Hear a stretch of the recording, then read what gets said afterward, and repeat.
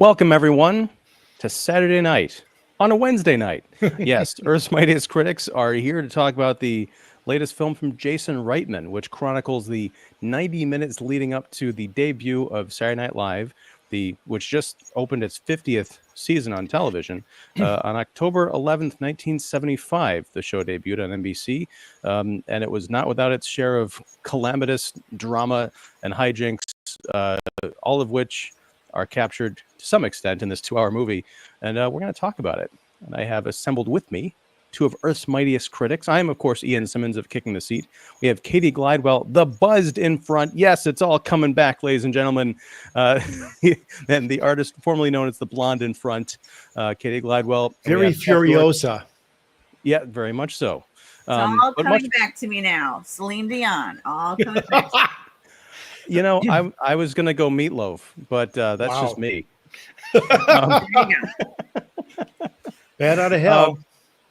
Hey, I watched the video for I Would Do Anything for Love, but I won't do that. Yesterday, I watched the full version of it on YouTube because I'm feeling nostalgic. And then we have Jeff York, the Establishing Shot and Pipeline Artists. Welcome, both of you. I'm interested to hear what you think about this movie. I'm a Saturday Night Live fan. In many of its incarnations, even the big joke. There's a few of them. Is that show still on? It hasn't been funny in years. It's Saturday Night Dead. We've heard it all a million times. But now we have a film about the making, the opening night, what it takes to put on a show like this. Back in the mid '70s, unlike anything that had really been done before. I mean, there have been variety shows and things like that, but this was really cutting edge, avant-garde, speaking to the current generation at the time, and a lot of risk taking. I guess the question is, how do we feel about a 2-hour movie chronicling this madcap evening? I'm not so sure. My high level opinion is, in a lot of ways, it does perfectly resemble an episode of Saturday Night Live. A lot of filler, some gems, some memorable performances, but I don't know that it holds together to the point where I would say I would watch it again. I would watch segments of it again, but there was a book that I have read part of. I'm going to dive into later this year, Live from New York. It's an oral history of the show, this giant tome. And back in the early 2000s, there was an NBC show called, I have the DVD set, Studio 60 on the Sunset Strip, which is a dramedy about the making of an SNL type show, which I think in a lot of ways it's unfair to compare that series to this movie because it was a series and not a film. But I think it underscores the idea when you've got this large an ensemble cast with all their own stories and dramas going on, you really need time to flesh all that out, or you need a much tighter screenplay.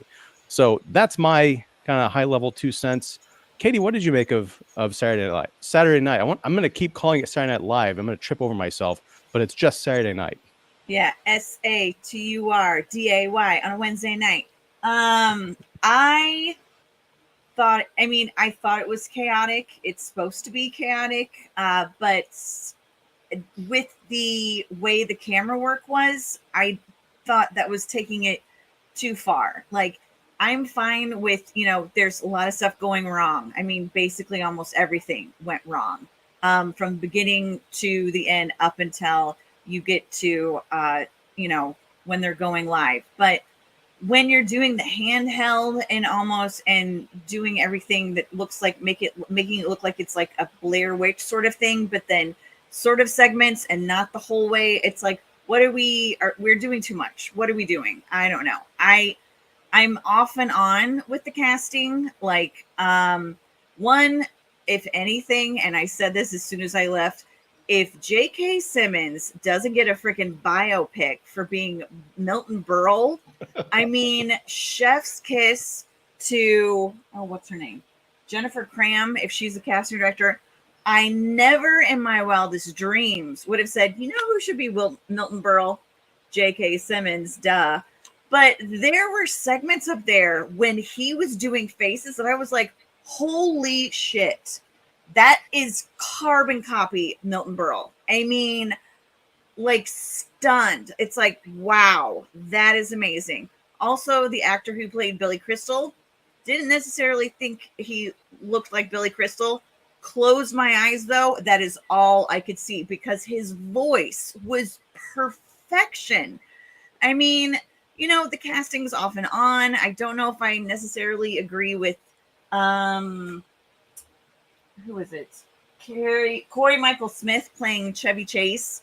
That was kind Really? of off. I don't know. It was kind of off for me. And then when I was looking him up, I didn't realize he was Georgie in May December, and I was like, oh, it's one of those things. Like almost every single actor in this that's in the main cast, I'm like, I know you from something. I don't know what it is, but I know you. Especially Ella Hunt. Mwah. She played Gilda Radner. I love her from Anna and the Apocalypse. I mean, again, I could go on for all the casting, but one of the things that this film did do is it introduced me to women that were behind the scenes that I had no idea about. That I think that's one of the like hugest portions of the film that I gathered from, like that I took away from it. Because I was like, I'm looking up these women, like who are these people? And I'm like, crap. I mean, everything that they've done. I wrote down Valerie Bromfield, Audrey Dickman, Edie Baskin. I mean, these are women that I didn't know who they were, and I'm ashamed that I didn't because they've done so many things since Saturday Night Live, you know, for the past like 5 decades, and it's incredible. But yeah, I like what you said. There are certain points that I love when who is it? Andrew Barth Feldman, who plays Nick Levy, when he goes on his little escapade to find Jim Belushi and does a little drug-induced walkabout. That was comedy gold. I loved him in No Hard Feelings, even though that's a movie is, you know, has its ups and downs. But there's episodes like that I think are what this film, that's what is like the takeaways that I can take away from the film. I don't know. I would probably watch it again just to look at those things. I don't really know why Nicholas Braun had to play 2 characters that weren't 6'7". I could understand if they were like, you know, very tall people, but I mean, he's great. I love him. I think he's amazing and an incredible comedic actor.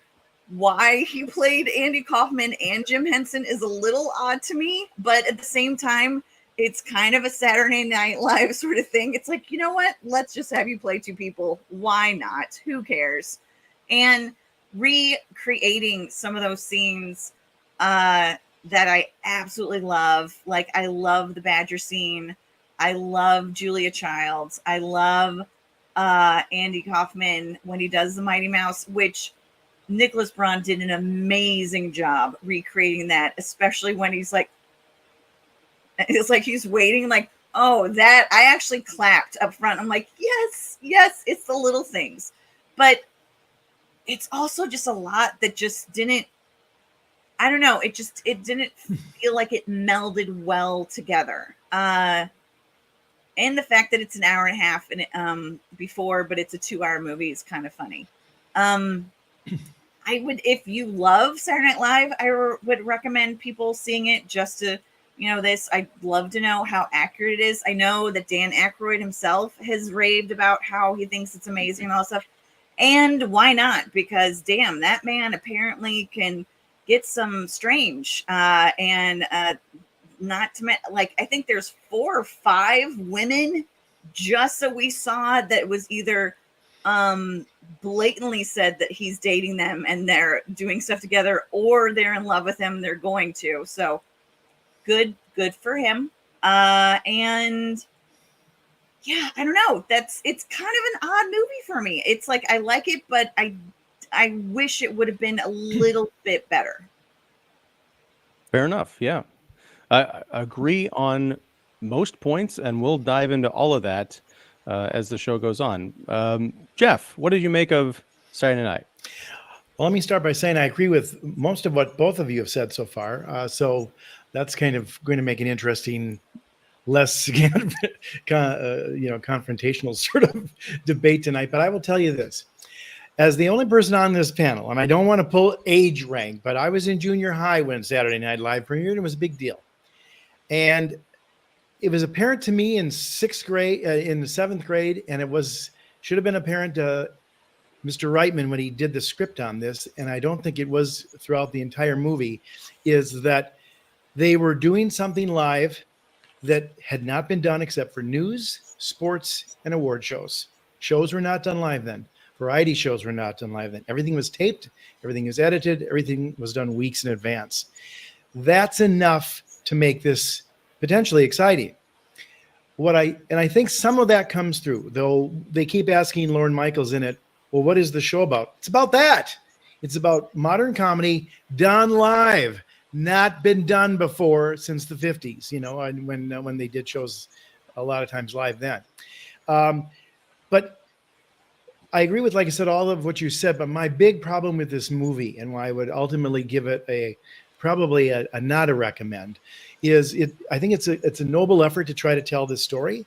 I think there's a lot of good things that they are telling and showcasing in here. I think to Cati's point, people don't understand that Rosie Schuster was really the backbone of this show, in some respects more than Lorne Michaels, because she was the head writer and she was sort of crafting the tone and what they were going to do as far as like Sacred Cows and different things like that, and letting a Michael O'Donoghue, who was a very controversial writer for the Lampoon at the time, have sort of his big opportunity too, as well as some of the others. But I think they make big mistakes by not explaining enough, not giving you a sense of really the context of it all. And frankly, the one thing that I know you're going to say, well, movies are not history lessons. They're drama. It's not a historian. Reitman is a dramatist here, but so much of what he's telling here is not true, was not true that night, did not happen that way. And there's plenty of great stories about that night to explain. I would argue that putting a show on, if you're putting on a Broadway show or a concert or a live television show, is exciting enough without having to sort of create events that didn't happen, certainly in the time. And there's dozens of them. And it's a little bit disconcerting because there's all this kind of stuff. He talked to the different people who were, in the show. He talked to Lorne Michaels. He talked to Dan Aykroyd, a bunch of these people. There's the Tom Shales book, which you just referenced, Ian, which is a great tome on it. It's an oral history of it. Lots of great stories in there that did not make this. So I'm disappointed, although I am applauding them for trying it. But I also wonder, I know who these people are. I know what their significance was. I know what the real gist of this show and the impact was. But John Belushi is played like a monosyllabic fool in this. He was hardly that. He's one of the most interesting verbal comics around, as well as a physical one too. I'm glad that they gave us a sense of some of the women behind the scenes, because you got no sense of who Gilda Radner or Lorraine Newman were at all. You mentioning their casting from other movies, great. You would not realize that Gilda Radner was the first person cast. She was this very sort of method kind of actress who could play these comedy roles and really deeply get into them. Instead, here she's kind of just, she's on the crane at the one thing and she's watching Belushi skate around. And a little missed opportunities like that. Milton Berle did not do any of that that's in the show, as good as that is, and as good as J.K. Simmons is. All that stuff that they're sort of using from him, like him whipping out his penis and all that kind of stuff, that happened in 1979 when he hosted the show. Now, did they not have enough material to make the 90 minutes before the show interesting? I don't know. Maybe they think those things are great, but also a lot of the skits that they showed were not in the show. They weren't even part of the dress rehearsal. And cut in the dress rehearsal. They were skits that showed up episodes, if not years later. The sound check with Garrett Morris singing "I'm Going to Kill All the White As I See" was done, I think, 10 episodes into the first season. Now, is it clever? Is it funny? Yes. Do you want to give somebody some license to go with that? Perhaps. But I would argue that when you're doing an actual 90-minute, like, this is what happened, this is how hard it was to get this show on, I'd expect more realism. To Katie's point, the Andy Kaufman bit did play on that show. It was very avant-garde, and it played as well as it does in the movie. It's like, what is this about? And then you go, oh, it's very funny. And of course, him sort of stumbling around, wondering where his cue is when he only has the one line to say is very funny. It plays today. I mean, the audience I saw it with on a Saturday morning laughed as well. But so ultimately, my biggest disappointment is they have a great idea for a story here. I just wish they told more of the real one. Yeah, and that's an excellent point, Jeff, because there is, in addition to the same actor playing, two very distinct comic parts, there are also some like in jokes, some references to the history of Saturday Night Live, which I didn't appreciate. Honestly, I can see why they did it, because you're kind of like expecting the comedy nerds to go in there and like point, like the DiCaprio meme. I get that reference. Specifically, it's when Al Franken and Tom Davis, they're played like comedy sidekicks in this movie. Two of the writers, they're basically like cameos. But at one point, they're sitting, I think, in the writers' room, and Franken, I think, is eating out of a box of Colon Blow. Yeah, which was a Phil Hartman skit from like 15 years after this. So I'm like, are we doing Mad Magazine or is this a biopic? And I think, to your point, Jeff, one of the things that kind of, and I'm not as immersed in the history of Saturday Night Live, because my era was pretty much the late 80s and the 90s up till today. But a lot of this felt really contrived, so I didn't know exactly what I was supposed to be accepting as real. The ice skating rink, at the end, where Lorne Michaels, like a half hour before the show comes on, he essentially storms out. He goes to a bar. He finds a writer that he can, hire, getting him out from the clutches of this horrible stand-up comic played by Brad Garrett in a nice little cameo performance, sufficiently sleazy.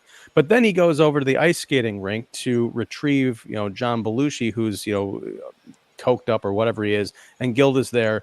And I didn't feel like, I was like, if this is all really true, that's great, but it doesn't feel like it actually happened. And more so, it feels like a tribute to Gilda and John Belushi, who died, young and tragically. But I'm like, she did too. Right. But I'm saying the both of them. But I'm like, this doesn't belong in this movie because it doesn't feel like it's true. And I think you said something very key, Jeff, is did they not have enough material? They had to have had enough material, because I'm sure there was a real nail biter there. Now, if you want to do this greatest hits of the early history of Saturday Night Live, like kind of encompass those first 5 years, then go completely fictional. You can have everybody look and perform just like the original, the real cast members, but call it something else, much like, again, Studio 60 on the Sunset Strip. But just it's weird, because I feel like the people who are fans of like diehards are kind of like you, Jeff, are going to go into this and be like, what the hell are they talking about? None of this happened.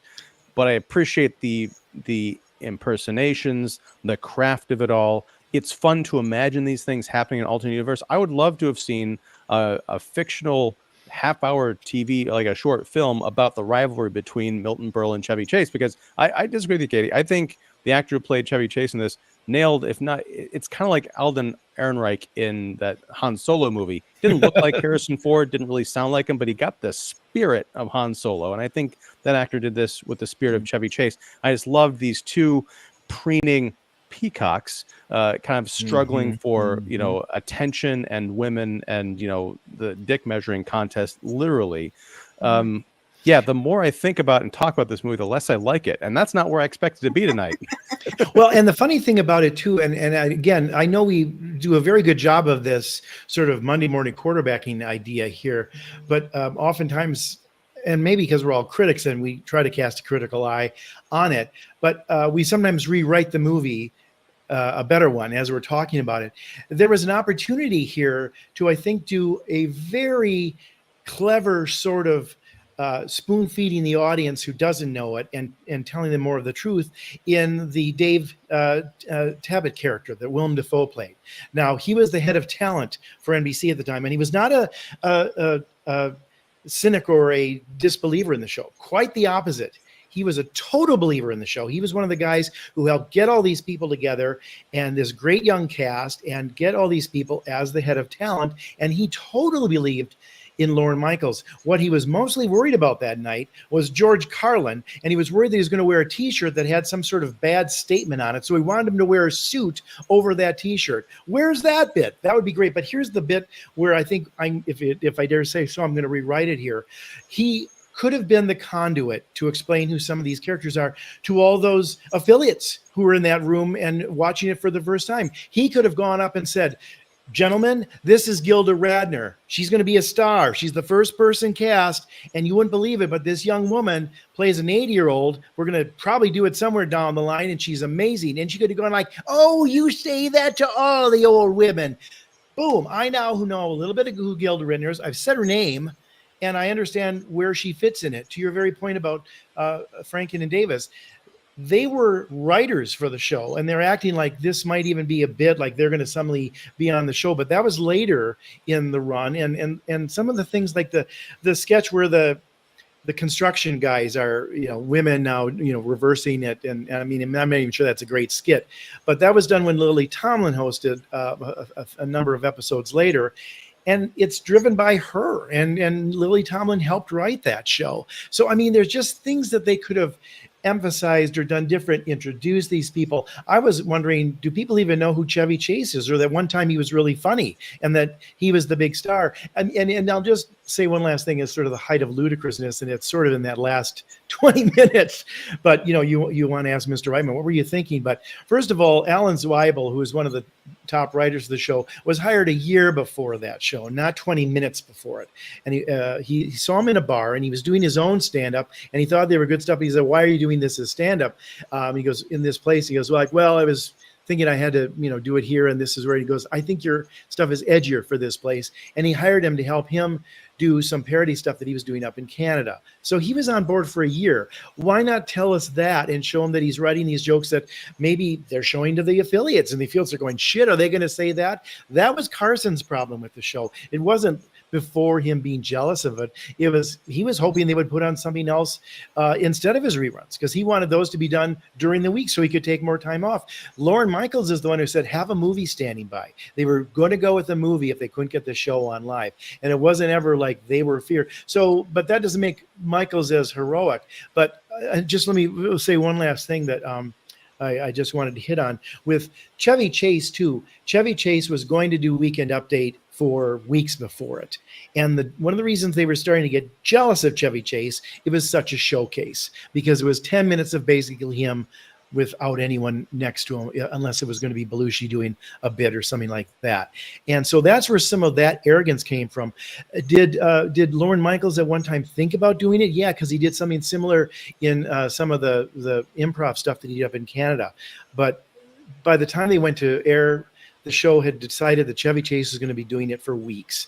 And I just think those are if you want to show him to be an arrogant person or full of himself, tell us that, because that's why, not because, he's just this jerk who's as bad as an ego as Milton Berle. So those little things are just, you wonder, what were they thinking when all this material exists in Shale's book, the real stories that I think are as compelling. I mean, those jokes like that joke about the licking the stamp and, 25 cents if that's a real joke he told. And the censors were worried about that. And Zweibel and Michaels and Schuster stuck to their guns and said, no, we're not going to be doing the Carol Burnett show or old time variety stuff. This is an edgier show with younger people. It's late at night, and we want this to be that. I think that was enough of the story, but they missed a lot of that, I thought. Yeah, and we can talk about the censor lady who we've seen. It's almost a bit. We've seen this in everything. I think there's probably an equivalent in Private Parts, like any show or movie where the Doors. Remember the Doors? Yeah. oh yeah. I want to. Yes, the Ed Sullivan Show. Gosh. Yes. Come on, baby, light my fire. Yeah. But it's typically the same kind of, buttoned up, religious, conservative, prude who has no sense of humor. And I felt like, again, I'm like, maybe this is where this archetype came from or something, but it just didn't feel real.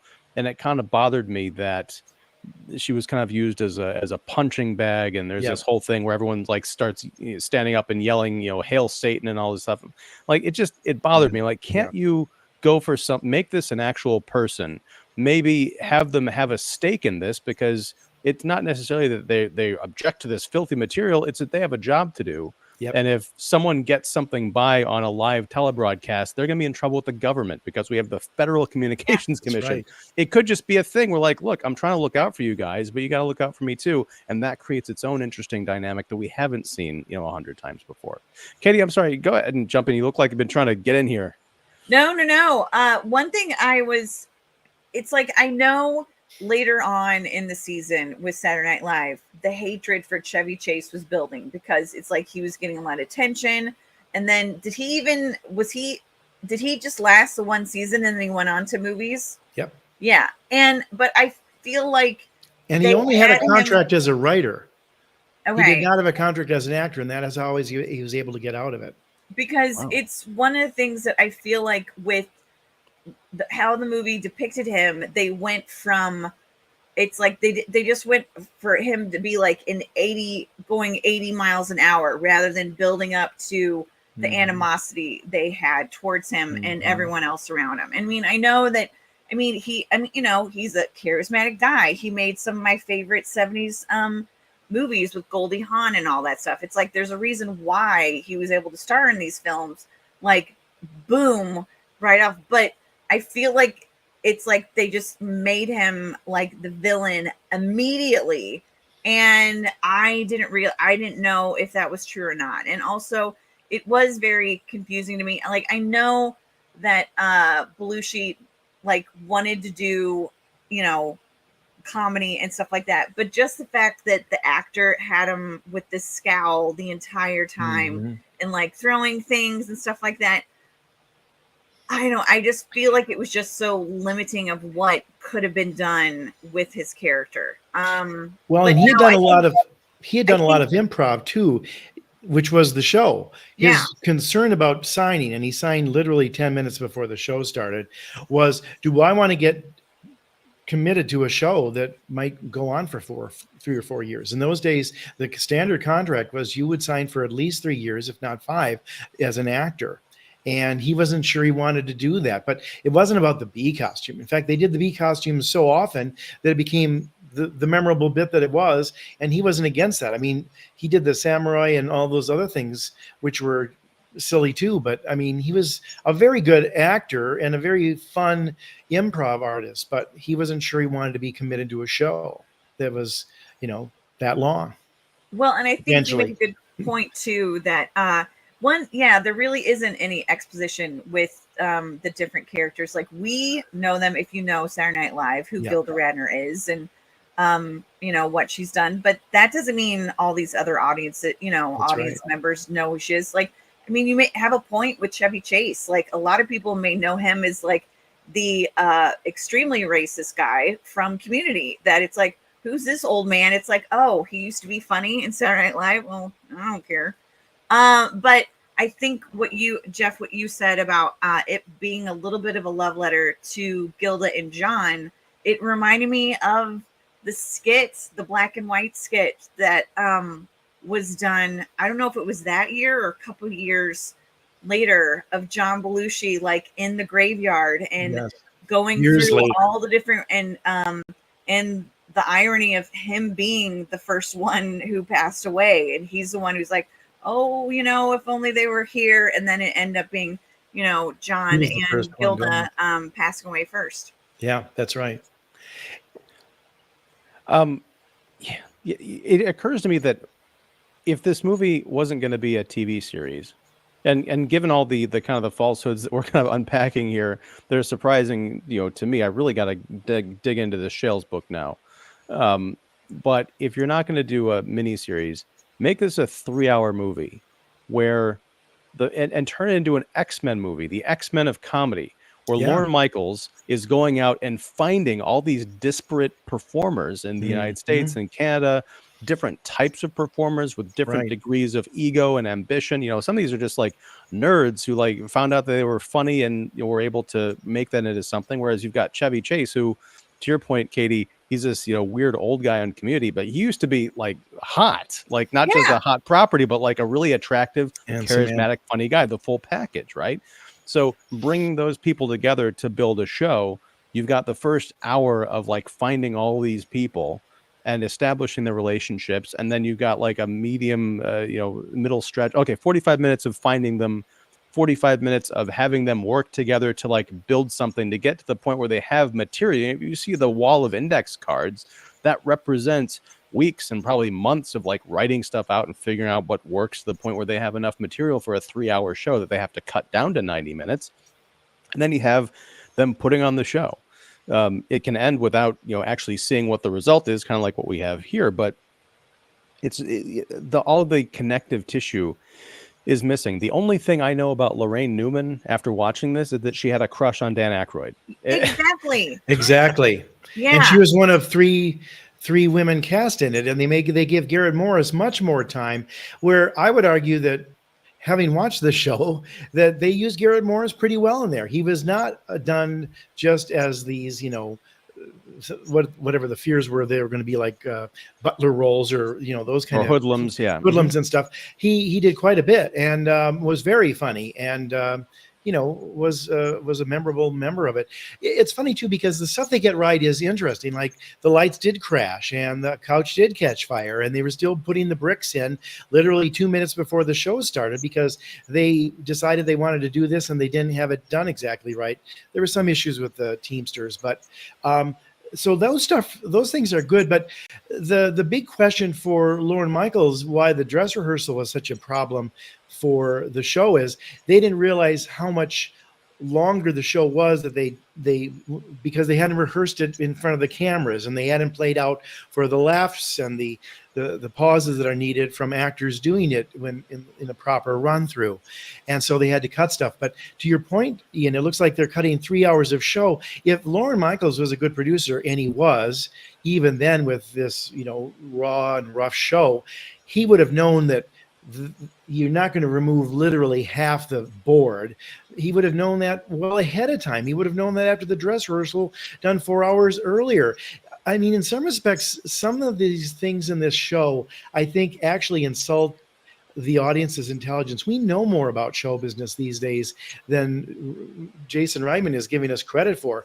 A producer would not be running around on an ice rink and picking up writers in a bar before the show. And I don't care if Lorne Michaels think that make him look heroic when he gave the green light to go ahead with all this. Show me the real shrewd producer that he was, that organized this and cast it and put it together, and that had a great relationship with Dave Tebbutt, had a good relationship with Ebersol, even though, Ebersol was having to a lot of times carry water for what the network spheres were and some of those kind of things, which is unadvantageous position to be in. And they could have played that up as a little bit more sympathetic. They didn't know what to write for Henson because, they were worried about the Sesame Street image and they were trying to be edgy. And Henson kept saying, we are edgy, but then he would veto certain ideas that they had. So there was that as a real controversy. But like, they didn't even hang the real Big Bird because they couldn't get a hold of that costume and do that into the theater. They got a stuffed animal. But the point remains the same. Michael O'Donoghue thought that they should not have a guy on the show who was associated with children's television.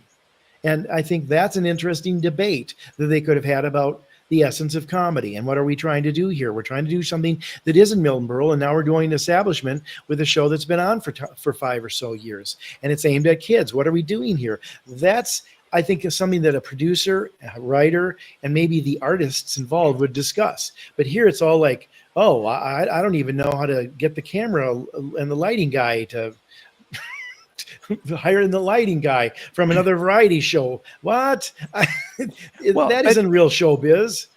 But I mean, to your point, Jeff, like there's an interesting conflict there. The backstory you're talking about between O'Donoghue and Henson, or Henson's people, or however that worked out. Right. That's really interesting. Instead of just turning Jim Henson into this, again, sort of like the practices and standards woman, is like this, oh, they're doing sex stuff with my Muppets, is this like innocence that I don't believe any grown man would have in the real world, especially one who's embroiled in show business.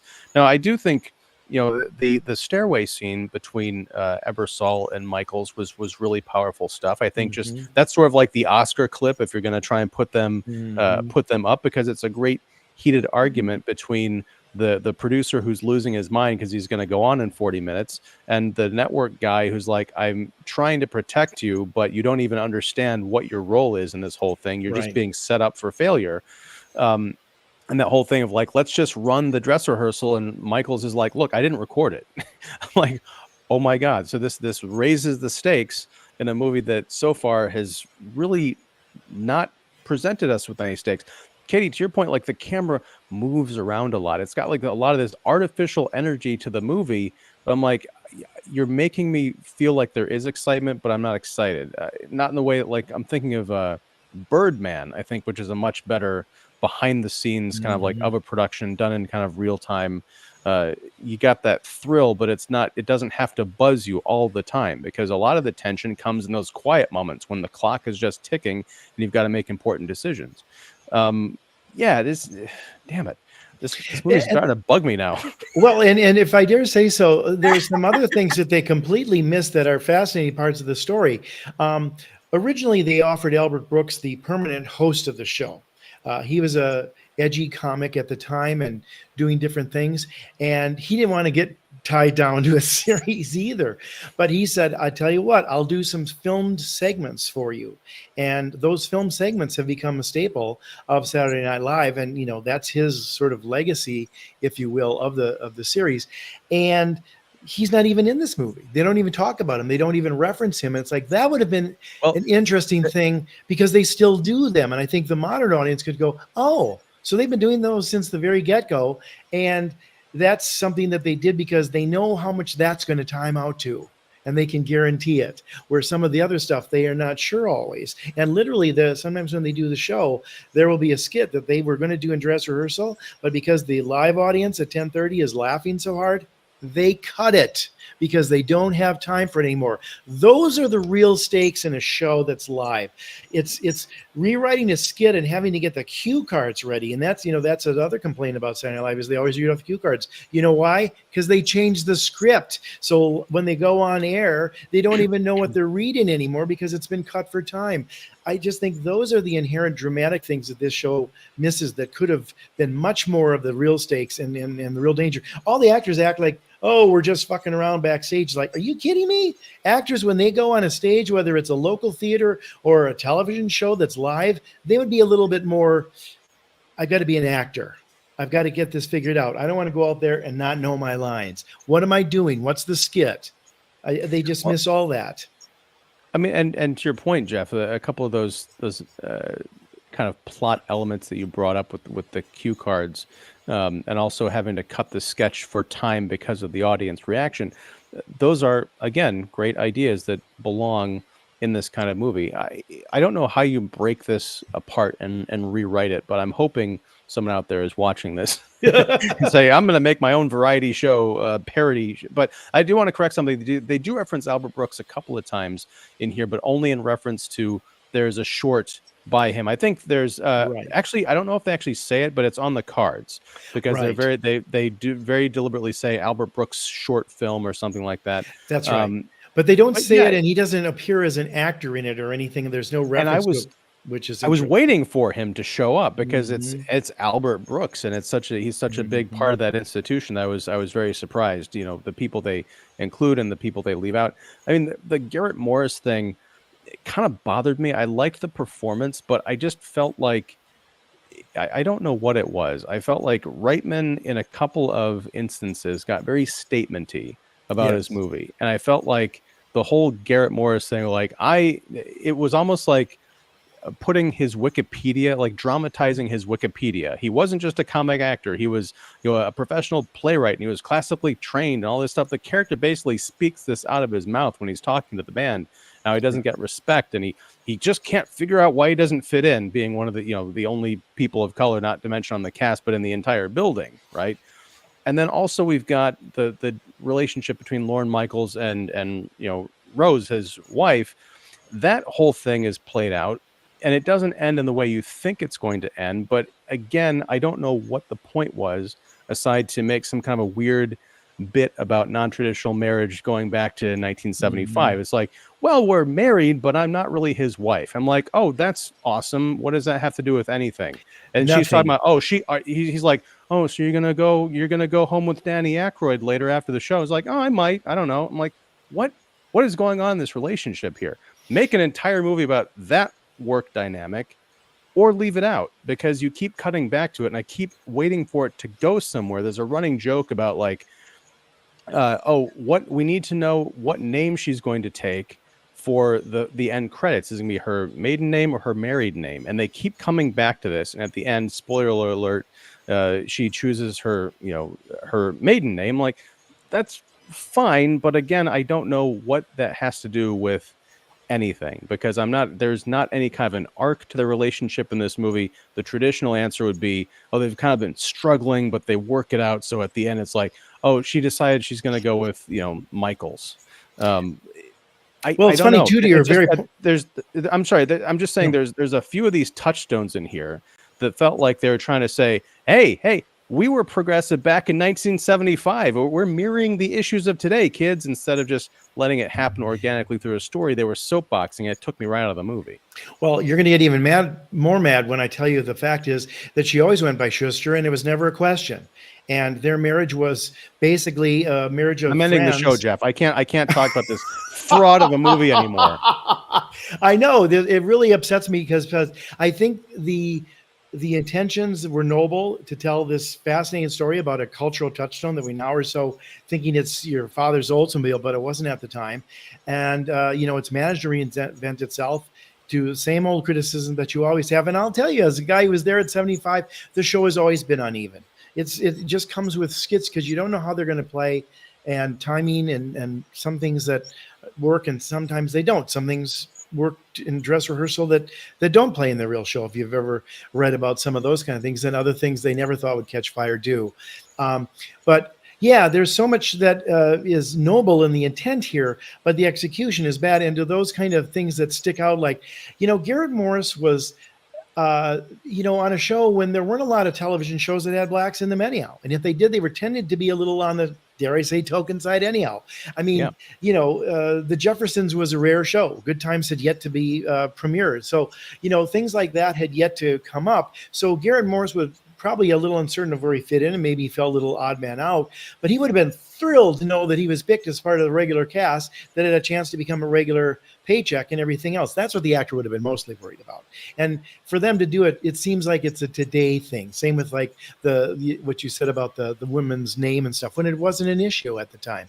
So they're making these things, and even like the religious stuff, like they weren't worried about Carlin saying any naughty words on television. He had been on variety shows up the wazoo forever. He did not say those things on television because you never could, and he would never be back on television again if he did it. What they worried about was he going to put some sort of like Che Guevara t-shirt on, or something that might be controversial to people, or like pro weed or whatever, that is perfectly fine but doesn't really tell the message that they want, that because it's controversial. So that was what Devitt's concern was, like, he has to be wearing a suit over the t-shirt. That to me is hilarious, and that could have been such a, like, that was his main concern during the whole show. Lorne Michaels wasn't sure they're going to get the show on, get that movie standing by. That was just like, is Carlin going to wear the suit? let me ask, because again, that's a great bit of comedic dramatic tension that you could have injected. I got to ask this, because the Carlin portrayal in this movie as this, like, he's a wild man, but he's also kind of a bitter, coked up asshole. Yeah. I don't know. I've seen his stage persona, but I'd never seen him as being that, like, angry and dark in real life. It seemed a lot of that, like, misanthropy was, he saved it for the stage, except for his final comedy special, and he was just like, going off at the world. But I'm just trying to figure out how I can marry this in my head, because I met George Carlin once, the book signing, and he was the nicest, sweetest man. He came out. It was when he did the promo tour for When Will Jesus Bring the Pork Chops? And there's this like 5 or 6 page rap monologue that opens up that book. And he came out and he performed that off the top of his head for everybody. And it felt as if he had just made it up on the spot, even though we all knew he didn't. And it was funny because all the Barnes and Noble people had said he's only signed the book, no memorabilia, no posters, no CDs, just leave that shit at home. And he comes out and before he sits down, he's like, by the way, everybody, if you got posters, CDs, whatever else, I just want to hang out and talk to you.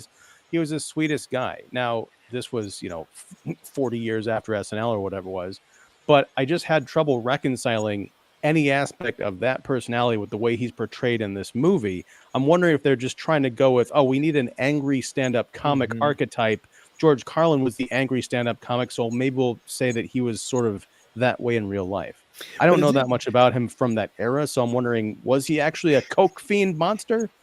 I think he probably did some drugs. I think a lot of people did in those days, but he was also this was before Steve Martin, who became the next big stand-up. But before that, it was George Carlin and Richard Pryor. Those are the two biggies, and they were the new generation. And even if you think about George Carlin's material at that time, it wasn't that angry stuff. I can tell you when he became the angry guy, it was after the invasion of Iraq and George had his first heart attack. It changed him. He decided he got angrier about his own physical limitations, as well as, what he felt we were being lied to about the invasion, et cetera, et cetera. So that's when he came out when, we don't make a car anymore that anybody wants. We just make bombs, But back then he was talking about here's the 7 words you can't say and here's why. He was kind of a happy guy about all that stuff. It was very funny. From my understanding, if I recall the Shales book, his main concern was are they going to be able to pull this off because it's live? Because again, he had done a lot of variety shows, Flip Wilson, other things like that. Ed Sullivan numerous times in both his sort of normal regular guy what he was, and when he was the duo with Tim Reed not Tim Reed, he did something with somebody else. Anyway, but I think it was Tom Dreesen and Tim Reed. But anyway, he was not this surly, undependable guy. I think he was, if anything, probably sitting pretty, with where his position was. Again, if there was any concern, it was are we going to be ready, guys? Because we were 20 minutes over in the rehearsal. That's what he would have been worried about as a professional who'd been in the business for a decade. Not like we need to get an intern to go and massage his coke jaw. Exactly. I mean, unless I don't remember that from the Shales book, but even so, I don't think that's what. It's funny because in their need to sort of make all of the people that are sort of the establishment into bad people, I think they make some stuff up, or they don't give the accurate story, whether it's Henson or Milton Berle at that time or Carlin.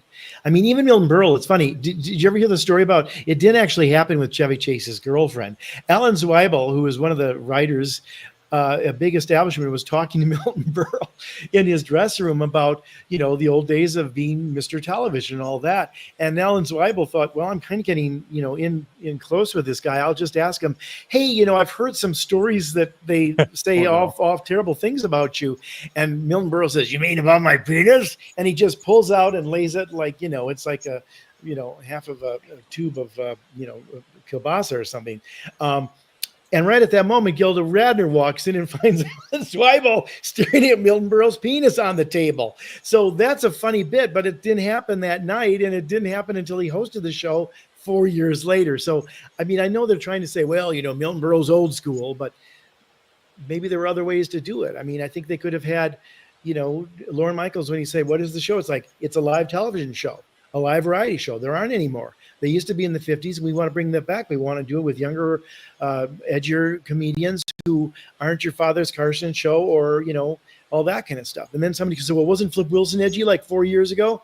Yeah, but Flip Wilson is not anymore. And we want to do something that's even edgier. And he was alive. Okay, now I just got the show explained to me.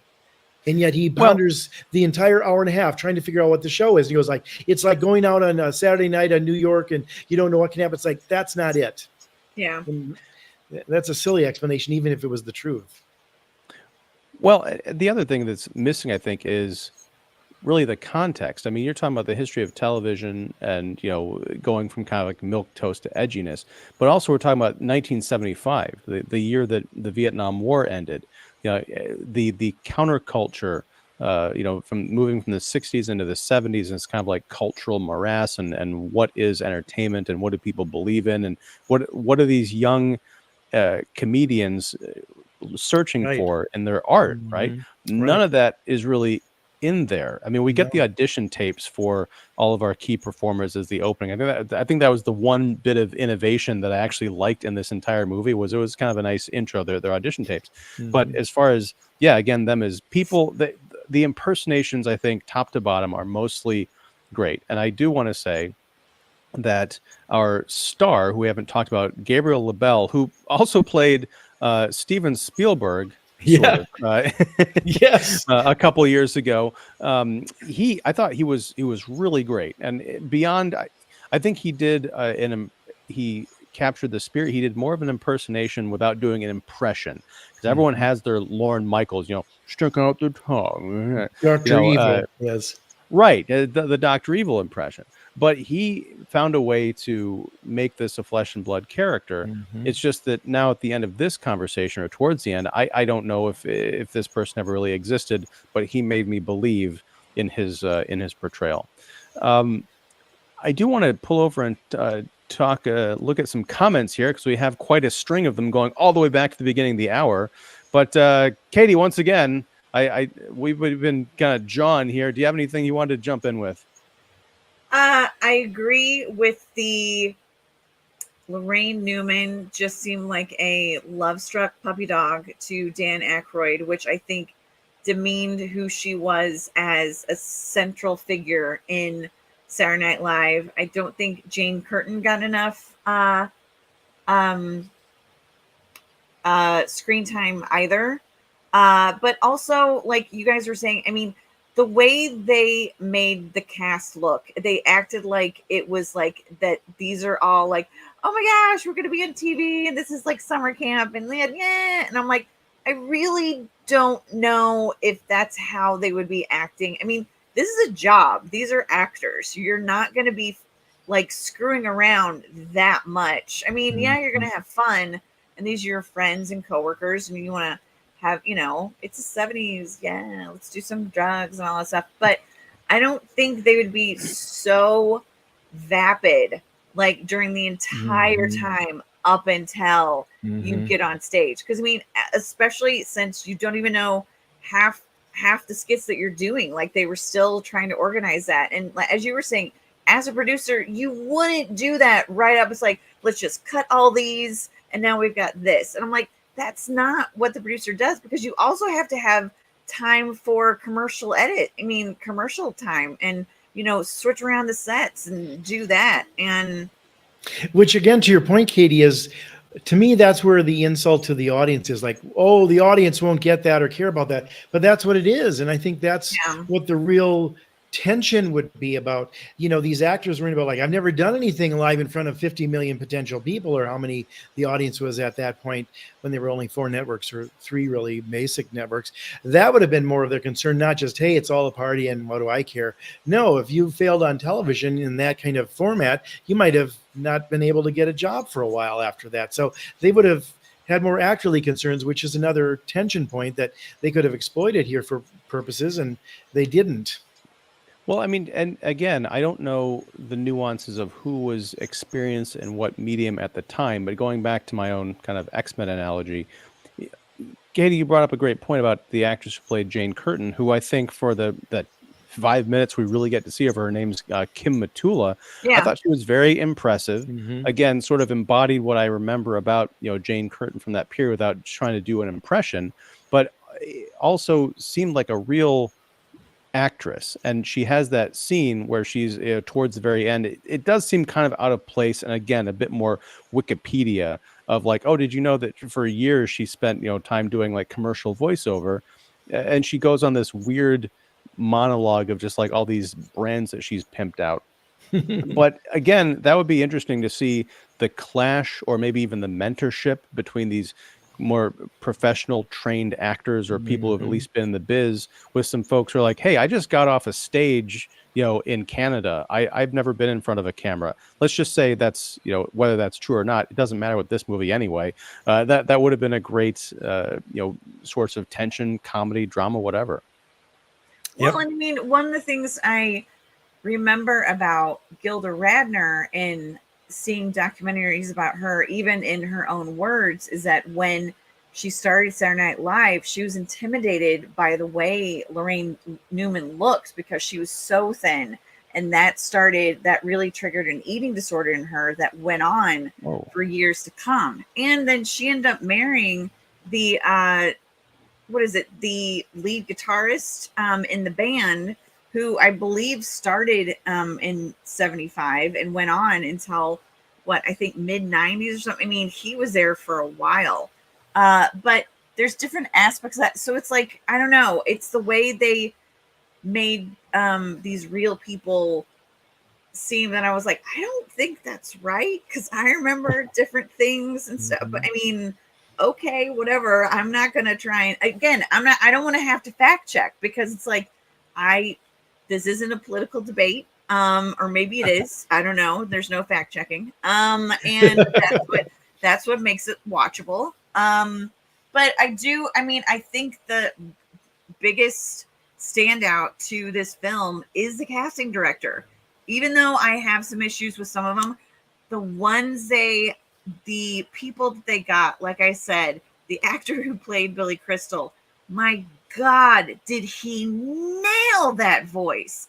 And that is hard to do. I've never heard anyone do a Billy Crystal impression. I mean, I can do impressions of Billy Crystal characters, but not necessarily Billy Crystal.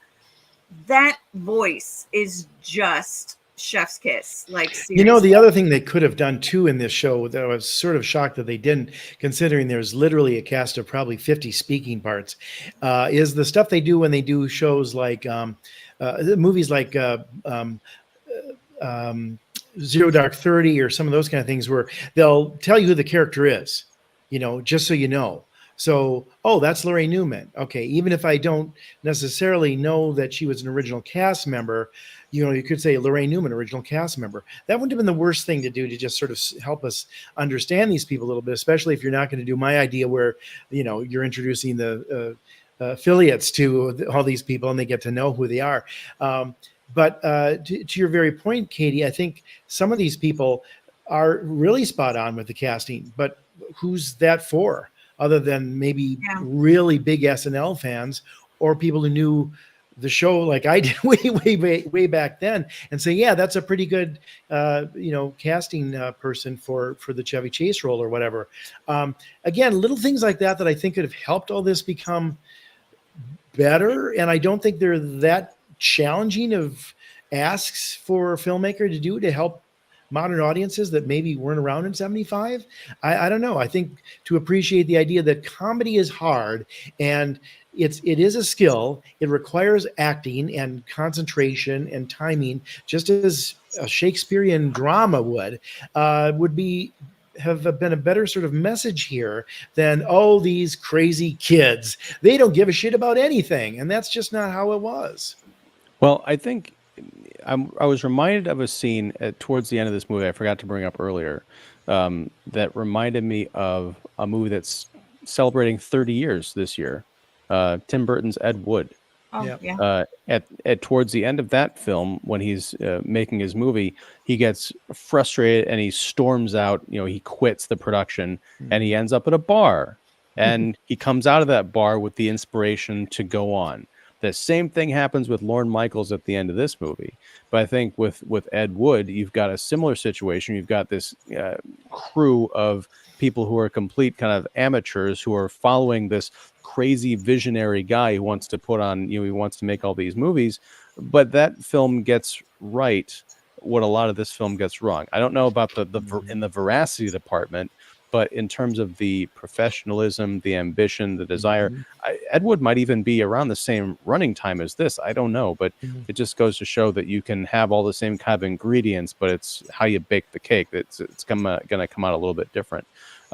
So, yeah, another recommendation over this one. So we got a TV series, a book, and a movie. Okay, saving everybody money. All right, I want to pull over and look at some comments.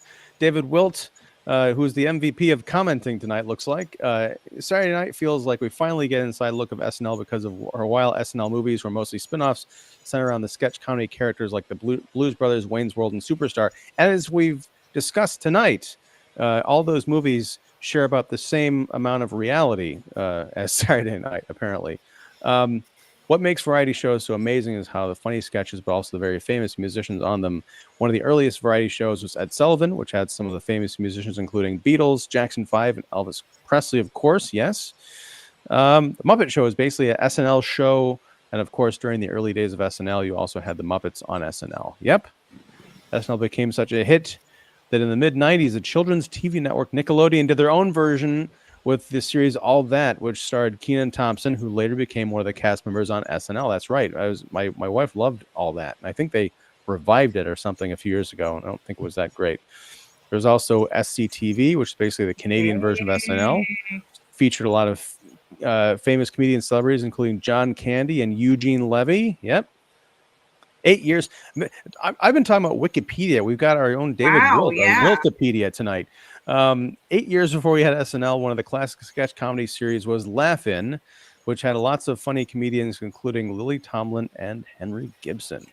And Goldie Hawn. All kinds of people. Yeah. And they were a little political too about some things. That was during the Vietnam War and civil rights and different things like that. But they were also there was a sweetness to the show that was maybe a little bit different. That by the Watergate generation, maybe it grown a little more cynical. But yeah, that's right. That was a pretty edgy show at the time too. Didn't Laugh-In have "Sock It to Me"? Yes, that, and they got Nixon to go on and say "Sock it to me." They got him to do a little cameo. Yeah. Speaking of the Smothers Brothers, I met Dick Smothers in Las Vegas once. Smothers Brothers too. Getting ice cream. Dude, anyway. Okay. One, I know you're reading the comments, but Ian, seriously, I have to say, I have, and I mean this as my friend as nicely as possible. I have never been jealous of you, but you have just name dropped two on this episode that I'm like, oh my God. One, the fact that you like talked to George Carlin.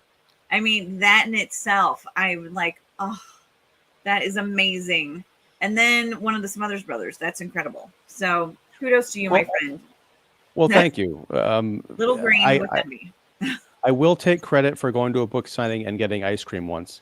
But no, I do want to say the Carlin thing was weird because I was such a fan of his because of his kind of edgy angriness, like the 90s stand-up. And that was, like him and Bill Hicks really kind of informed my comedic worldview. So to meet him and see him be like this nice guy, I was kind of like, what happened? It's kind of like the time I met Gordon Ramsay. Anyway, we're going to move on to my last comment.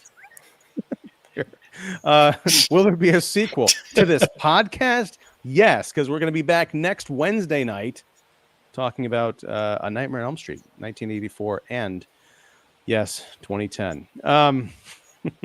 For the second installment. And who is the female? Who is the female lead in the remake? Rooney Mara. Rooney Mara. That's right. In fact, it's because of that. There's actually only one scene in that film though. When she was after that one, she was cast in Girl with the Dragon Tattoo. And I was like, that's the stupidest casting I've ever heard of. I don't even know what they were doing. And then she does something in that 2010 remake. And I was like, oh, okay. Actually, now I can see it. It's just a small part, but I was like, okay, I'm eating my words. I can see it. Yeah. Yeah, she was also in Fincher cast her Zuckerberg's Social Network. Social Network first. So and he got to know her and thought she had an edge to her. And he wanted Elizabeth Salinger to not naturally be that edgy, to have come to that edginess for the reasons that Stieg Larsson wrote about in her backstory. Oh, well, I have not seen the original Dragon Tattoo, so maybe that's something we'll have to do on Here We Go Again sometime. Ooh, that would be interesting. But I really liked the Fincher version. Yeah. And then Miguel also says, yay! So I guess he'll be joining us next week. There you go, Miguel. Yes. Yay. you. Let's see. I loved and enjoyed everyone's point of view on this episode. Oh, Thank you, Miguel. Thank you, Thank you sir. so Love it. much. All right. Well, any final thoughts on Saturday Night before we wrap up? I will just say one quick thing, and it goes back to, for some reason, as much as Hollywood does shows about and movies about the business, they have a great deal of difficulty conveying what the business is. And I don't know why that is. I was thinking of like the Fall Guy, how, they have these actual science fiction villain scenes in it, which would have all been green screen, but they felt the need to show them being done in real time, like it's a Tom Cruise stunt from Mission Impossible. But I always think it's funny that they don't understand the basics of actors, writers, live television, putting your ass out on the line and all that kind of stuff, that they just can't get these kind of things inherently more accurate when that stuff is very interesting, very dramatic. And I think people get it and understand it. Again, I think it's almost like Jason Reitman seemed to be afraid of the real material because he made so much stuff up. And it's like, wow, if you have to make that much up about a show that ostensibly is supposed to be pretty accurate because it's the 90 minutes right before airtime, why wouldn't you go for a little bit more accuracy? It's a mystery. Confounding. Like he doesn't trust history or something like that. Yeah. But I don't know. But at least we got the colon blow cameo. That's what's really important. I There can't you tell you go. how much that I was like, wait a second, that's an anachronism and a Mad Magazine joke. What is that doing in this slice of Exactly. life? It's undisciplined. It's Right. undisciplined. And So, Julia Child, a little bit of what would end up becoming the Julia Child Yeah. skit. I always love that. Yeah.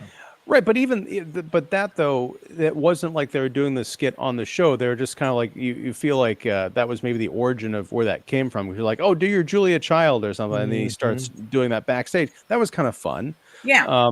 So yeah, Katie, final thoughts.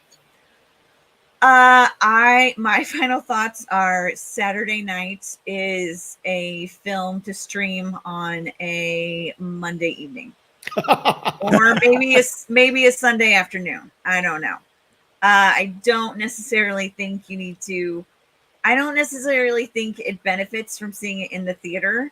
What I do think is going to it's like I will stand right now and say I can't wait until J.K. Simmons wins Best Actor for playing Milton Berle, because if anything, that's what I got from this film. Look, I had this weird moment, and I don't know if anyone else felt this way, but there's the bit where Lorne Michaels goes downstairs or upstairs to look for the lighting guy, and he stumbles onto the set of the Milton Berle variety show that he's putting on, and J.K. Simmons is up on that stage with this line of chorus girls, and he's so smooth, and he's like, holding one of their hips, and she kind of like moves the hand up off the ass and puts it back on her hips. It was so, I just wondered, like, it took me out of the movie, but in kind of the best way, because I'm thinking, all right, J.K. Simmons is playing a guy who's fondling an unwilling kind of chorus girl. What is that level of discomfort in terms of like J.K. Simmons and the actress playing that chorus girl? Was that because it seemed really smooth, but also kind of uncomfortable? I don't know. There was something in the performance that both of them were playing it so authentically that I'm like, wait a second, did J.K. Simmons like improvise as Milton Berle and then just kind of caught that on camera? Because it was really, both of them in that scene were really great. It was great. But it's also that scene where he's making those Milton Berle faces, and I was like, God, wow, that, yeah. Oh my God. I mean, I was in shock. I seriously, no one would tell me, it's like, who's the person to play Milton Berle? Sure, J.K. Simmons. Okay. And then, yeah. So like I said, I can't wait until they do the biopic because I cannot see anyone else doing it. Did you know he's also the voice of the Peanut M&M? Oh yeah. I mean, he's an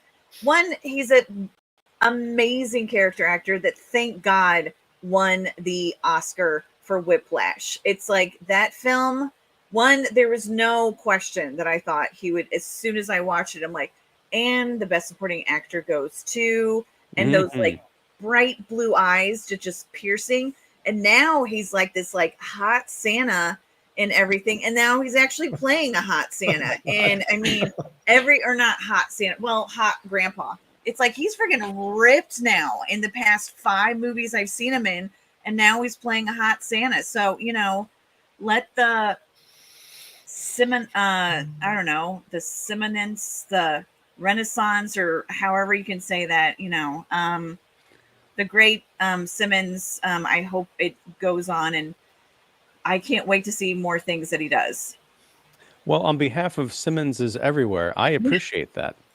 I'm a big fan of J.K. Simmons as well, going all the way back to Oz when he played the skinhead like monster. Oh my God, that was a great reveal. I think that might have been in episode 1 where he befriends the kind of the meek guy and like takes him under his wing, only to realize at the very end, like, oh no, your ass belongs to me, literally.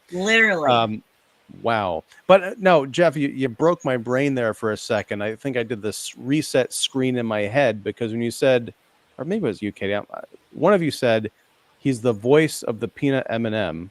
Jeff and did. I thought, okay, Jeff said that, and I said, isn't Milton Berle dead? And then I realized you're talking about J.K. Simmons, which is an indication I've been up way too long. So before this show runs 90 minutes, I'm going to cut it short and just say thank you, Katie and Jeff, for hanging out and talking about this movie and really turning it around for me, going from yeah, I'd recommend this to hell no.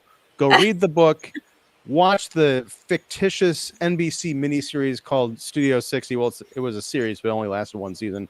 And watch Ed Wood for good measure. But and also thanks everyone who hung out live with us tonight, popping in and out. Thanks for those who commented. I'm talking to you, David, and Miguel also. Yeah, if you like this content, please like, subscribe, and all that good stuff. Be sure and follow all of Earth's Mightiest Critics. Their information is down below. But I'm going to give you all a proper send-off. Katie Glidewell, the blonde in front, a.k.a. the buzzed in front. Jeff York of The Establishing Shot and Pipeline Artists. Fantastic friends, fantastic critics. And yeah, hopefully someone will join me back next week talking about A Nightmare on Elm Street. And here we go again, talking about the 84 and the 2010 remake. Until next time, whatever that is, thank you very much. Take care. And good night, live. Ooh.